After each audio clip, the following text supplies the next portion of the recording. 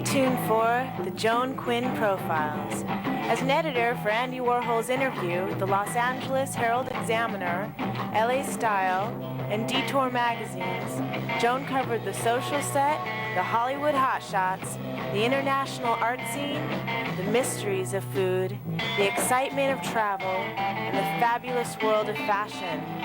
Joan continues to find creative people on the cutting edge who make things happen. Here's Joan Agajanian Quinn. Hi, I'm Joan Quinn, and welcome to the Joan Quinn Profiles. Waiting to be profiled are actress Tessa Shaw and photographer Robert McGinley, and you'll see all of Robert's photographs on the set today. Actress Tessa Shaw was born in London and raised in Yorkshire, where she attended convent schools. She graduated from Guildhall School of Music and Drama in London, and then where did you go? Well, then I had a sort of a space when I was going out trying to get work, you know, and I found you had to support yourself as well, that it was very difficult to keep going. And I came across these, everybody was doing coffee shop jobs, but somehow or other I never could land one of those. But I came across some, no, they were the thing. And so I came across these Australians and learned that in 2 days they could earn their rent. And they were hunky-dory for the whole month, you know. Doing? Well, just doing what you call substitute teaching. Oh, but you were a psychology major from London University. That's what I was going to say. And that gave me what they call Q2 status, qualified teacher status. Oh, because of that psychology degree. So I immediately went, right, I've got to get a degree. So because I'd done a course before and they'd paid for me, I did a course in Birkbeck College, which was founded particularly for people who changed courses. I wasn't changing courses. This was just an insurance policy for me. But it turned out really splendidly. It was suggested to me, and I thought, 4 years in the evenings, 4 years, I'm never going to get through all this. But as it happened, it was year courses, except for the experimental work, which went on entirely throughout the time. So I sort of did it a year at a time, and before I knew where I was, I'd finished and got my degree. I know. Oh, that's when you got your degree. And then in the meantime, you've been seen on stage, in film, on TV, and you're talking about how easy it was to make money in 2 or 3 days, but you come from a very privileged background with ties to theater and politics. Absolutely. Okay, so let's talk about your family. What are those long ties to great theater actors? Way back in the 18th century, I'm descended from a very well-known actor in England called William Powell, spelled Powell, but pronounced Pole. And he was in David Garrick's company at the Drury Lane, and they both came from Hertfordshire. And the gossip was, and who knows, a friend of mine, I'll tell you, I'll interpolate here, the gossip was that he was his illegitimate son. Illegitimate son, So Clive, who was a little bit of a wit, he said, well, Tessa, the only way you can find out whether this is true or not, he said, is to take your bucket and spade and your marigold gloves and go into Westminster Abbey and inter or disinter or whatever it is, Garrick, you know, and you'll find that. I don't think I can do that. I don't think I can do that, Clive. Is Garrick the Garrick Theatre? Oh, yes. Named after Garrick absolutely, Theatre? Absolutely, yes. And so I sort of harbour a thing that I'm actually descended from him. But no, I'm certainly descended from William Powell. And he was an interesting chap in himself. When Garrick went away on what was known, you'll know about this, they went on the tour, didn't they? Yes. The Europe and the classical things, because it was all height of Palladian buildings and all that stuff. And so off he goes. And William took over all his his parts, and was so successful that Garrett came hurrying back, and he wasn't having that. So then he went over to Drury Lane and had a company there, and then he went down to Bristol and founded what is now where the Bristol Old Vic Company is, that theatre, the Theatre Royal, and died very young, unfortunately. But there's a monument to him in the cathedral. Well, that goes really far back with your family. But on the other side, and Powell, let me just say, it's not the William Powell that we know in Hollywood acting. This goes way back to England. This is 1700s. But on your father's side are politic ties, which are very important. Really, absolutely. He was a prospective candidate, and he then sort of decided not to do that. He was a Tory, mind you, but I was a rebel, and I'm afraid, I actually voted socialist, and then I became a liberal. I sort of, I got in between the two. But did you ever want to be in politics?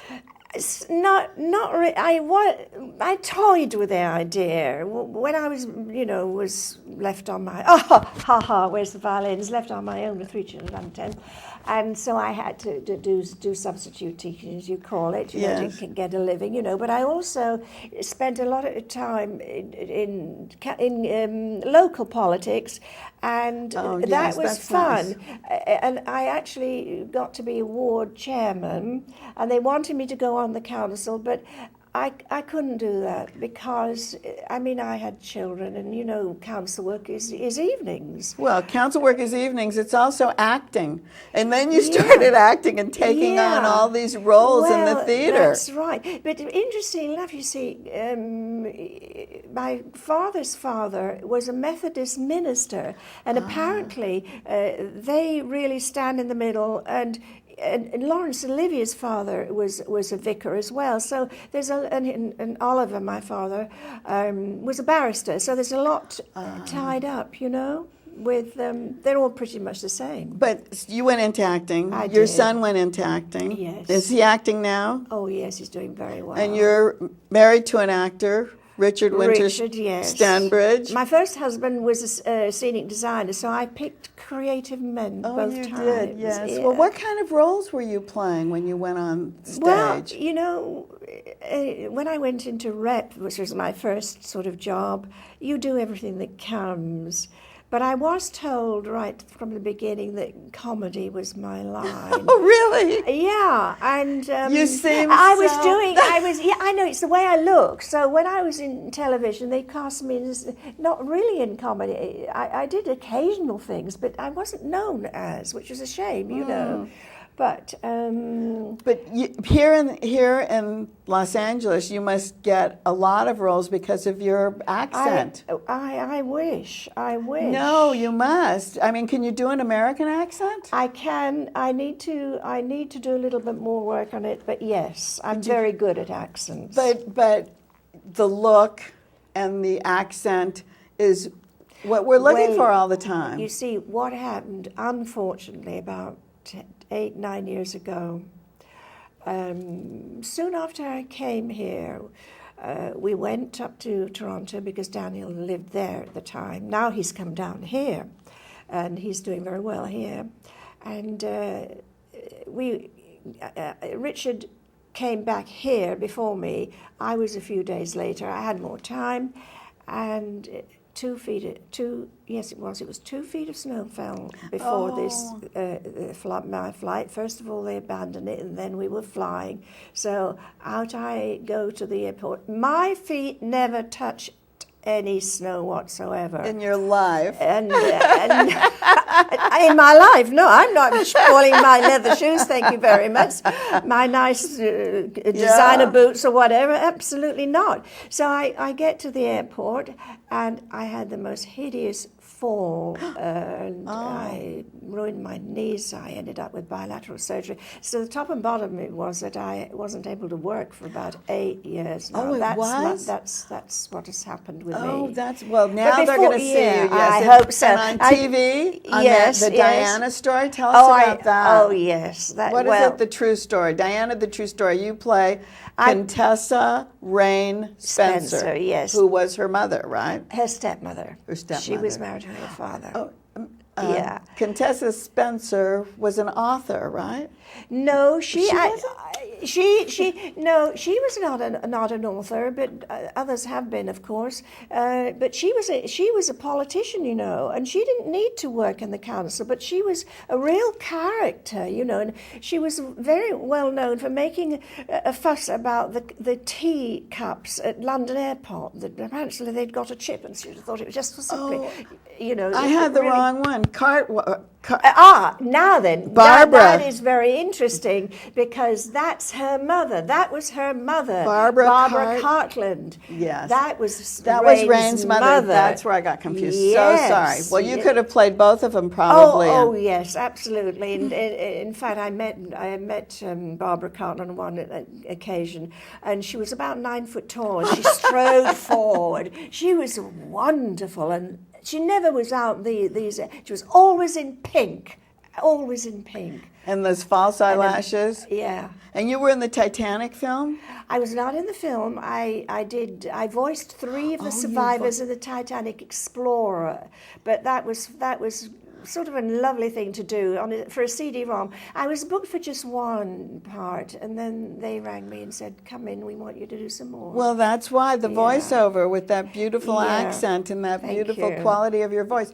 So how did you research Diana's mother? Because that was a very difficult thing. People knew Diana. They had these certain feelings about what was going on. You're right. Well, I just read up about her.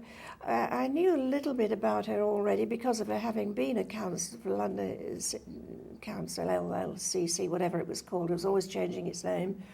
But you just read, you look things up online, you go to libraries, you find books, you know, and they used to call her sort of Rain, you know, go away or something, because she had a bit of a bad temper. Yeah, she did. Rain, go. Oh, yeah, and she sort of went into Althorpe, where the Earl lived, and she completely rehashed it. She was not very popular with her stepchildren, but there we go. That's a great role. Yes, it was a great role. She's got tremendous character. There's no question about it. And she looked after her husband very well. She was a very good wife. Before we leave, do you plan to do any work with your husband, Richard, who's a producer, yes. Stanbridge? Dear, what is the point of being married to a producer if you don't manage to wangle a part or two out of the whole thing? Yes, I'd love to, because Richard, I've seen him teaching, you know, when on occasion when he was teaching at the ballet school. Yes, you know, the drama. Yeah, that's right. And I sort of sat in on the side. And he's a very good teacher, very good director, very, very good. Not that I know that he's going to do any directing, but I know that he knows what he's at. And I trust him. There you are. And we're so happy you were with us today. Oh, I'm so happy to be here. Thank you very much. Thank you, Joan. And don't go away. We'll be right back with our photographer, artist, Robert McGinley.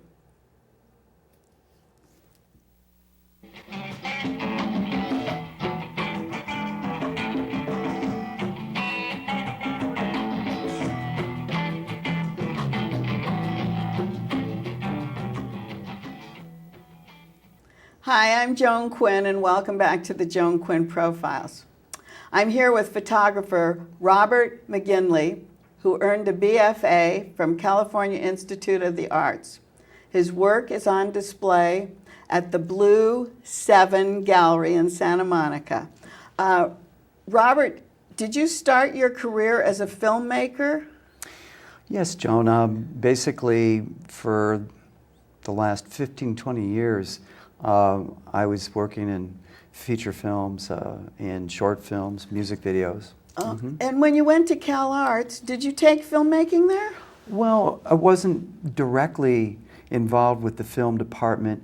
I did make my first film there. Because they have a great film department, Right, don't they? right. But I was in the School of Art. I was in the art department, and I snuck out to make a film. Oh, you were? Yes, and yeah, it was my first film was of a performance piece. that I Oh, did so there. that was an artist doing a performance piece? Is that what it was? Yeah, well, it was an installation that used 1,000 Whammo Super Balls suspended from a 40-foot ceiling. Right. It sounds like a Chris Burden kind of thing. Well, it was quite a while back. We dropped 1,000 Super Balls on percussion equipment, Oh, really? on dancers. We did different installations with it. And Wait. so that was my first film. So who were your teachers then at CalArts? Who influenced you? Well, probably one of my favorite teachers there would have had to have been Lloyd Hamrell. Who's fabulous, Yes. sculptor, Yeah, wonderful. John Baldessari. who was the big rage in Europe, right? As Right. well as here. Right, and then Linda Banglis, of course. Linda's and- great. We Yeah. were in India with Linda one year. She's Yeah. fantastic. Yeah, and then originally I was sponsored into the School of Art by Alan Capro. And Oh, the right. Yeah, right. So, he was the happenings artist. Exactly. And, the assemblages. And But did that influence you? It must have in a way, because if you were making films of those things. Absolutely. I mean, I was accepted into CalArts after 3.5 years at a pre-med, pre-law school. Oh, you were? Yeah. Where was that? That was in southern Indiana, a place called Wabash College. Ah, It's an Ivy League school in the heart of Indiana. So when I came to CalArts, of course, it was so radically different, and then to have a chance to work with these people was very interesting. but how did you change your career path at that point after 3 years somewhere? Well, I think I was the black sheep down there. It wasn't hard. Yeah, I made a very conscious decision the night before my biology final in the middle of my junior year that I said, you know what, I'm not going to take it. Is that right? And I knew I'd been accepted at CalArts and the door was still open, and I said, I'm just pulling the plug. And yeah. So you pulled the plug, you made your films, you took photographs, and then your family in the Midwest, I guess, in outside of Chicago, north of Chicago, had a 400-acre property. And what were they doing? Were they farming it? Well, yeah, it was a thoroughbred breeding and foaling was facility. oh. Yeah, so it was horses, and it was a 400-acre farm. Did and you know? Did you live on it? They got the farm actually when I was in college. Oh, but I see. but what happened was when they bought the property, I came and visited the family, and I was with my dad, and I said, "What are you going to call this?" And he said, "I'm not sure because it's really expansive." And I said, "Well, you can see the horizon here." And he said, "Maybe that's what we call it, Horizon." And Is that right? So we sort of named the farm together, Horizon Farms. But then it kind of changed your career path, didn't it? I mean, first you were going to do what? Pre-med law, then you went to art school doing film, and now you find yourself on 400 acres Right. in the middle of the U.S. Right. Well, the way it came about is I had just finished my second feature film, and it had just won the Hollywood Film Festival Award for Best Feature. What was that? It was a film called Jimmy Zip. Well, about 2 months later, I went home and visited the folks, and that's when things changed. And my father at that point said, "Look, I need for you to get involved in the farm." And then I said, "Well, sure." And then 2 weeks later, he passed away, and at that point, I didn't really quite know what that meant. And then it was implied, though, that I get involved on the level of preserving that farm and taking care of, But taking pictures of it and talking about it, does that really substantiate conservation? I mean, how do you actually conserve land, and how do your photographs, which are so absolutely beautiful, transfer into that conservation portion?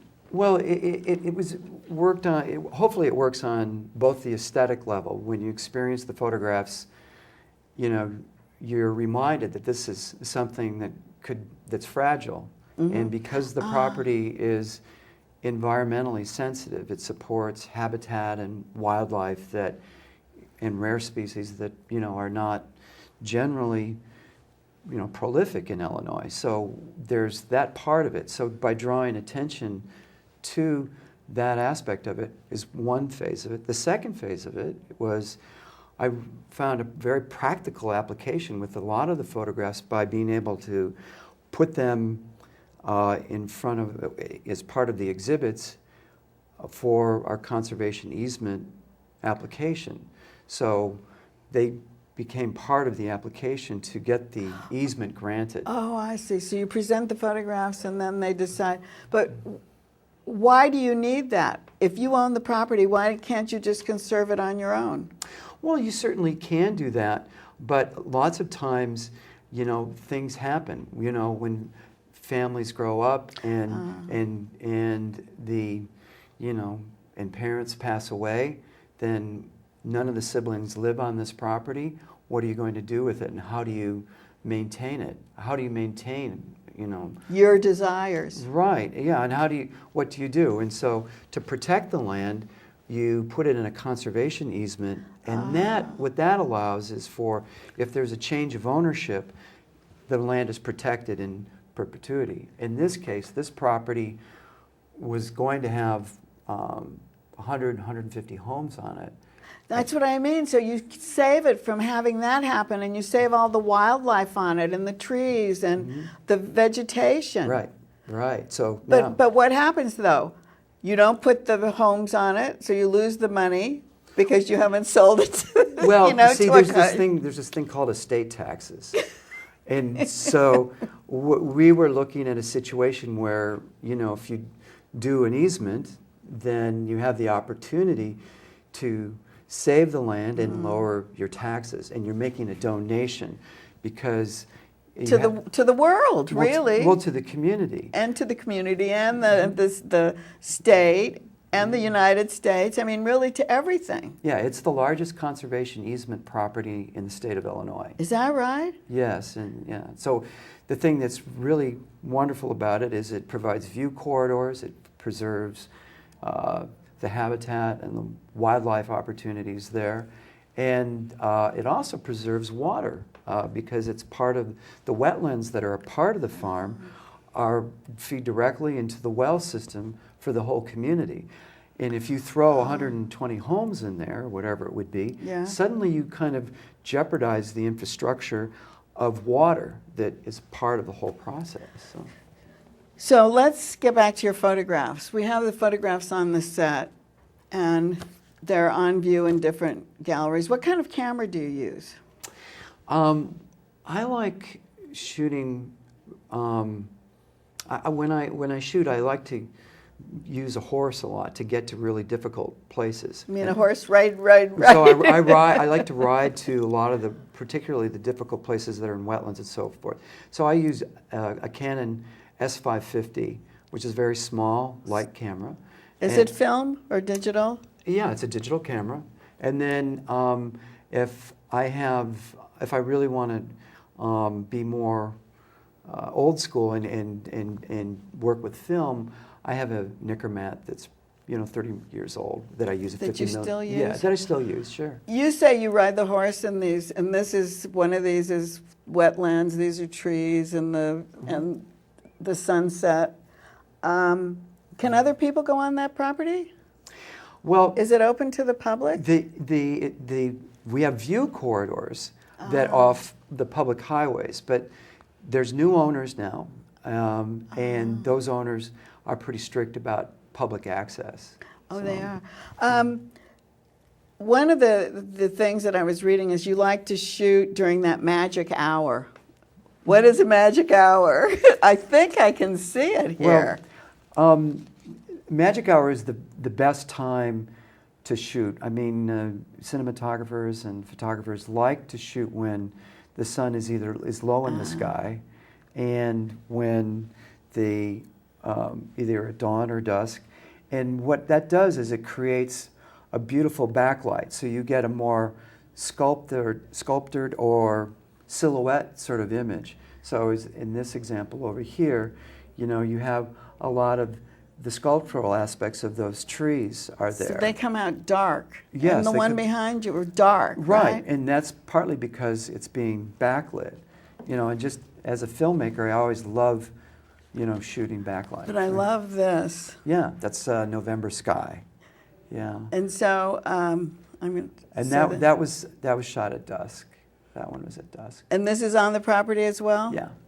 And when people come to see these things, what do you think they should take away from seeing these photographs? How can they be inspired? Well, what do they take away? Take away now. Yeah, well, I'd like for them to take a 30 by 40 print away. To be inspired by what you've done. Well, what I'm hoping for is that people have an opportunity to spend a little time with these images and stop and really go on the journey of visiting a place that has a resonance that really takes you to a different place, as a transformative quality, you know, to it that, you know, where you can't just go by it quickly. I want to try and draw you in so you have the experience that you can kind of embrace. And, you know, with the idea too is that these kinds of images come from, for me, a place where I really hope that it resonates, you know, and you walk away with something. What you're doing now, excuse me, living in Santa Monica, listen Right. to my voice, went away. Uh-huh. You're very active in Heal the Bay. Right. Uh-huh. And Yeah. I'm going to show, Yeah. this is not the bay, but this is a wonderful water. Yeah, that's part of the Fox River Valley watershed that we were talking about, and that is, you know, a whole that feeds right into the whole water system that I was telling you about. So the wetlands there are, you know, really a significant part of what I'm working with too. And I want to thank you, Robert, for being with us today. And I want to thank all of you for watching the Joan Quinn Profiles. Keep writing to 777 South Figueroa, 44th floor, Los Angeles, 90017. And don't forget to email jaquinn1@aol.com. JAQUINN, the numeral 1 @AOL.com. Bye. See you next time.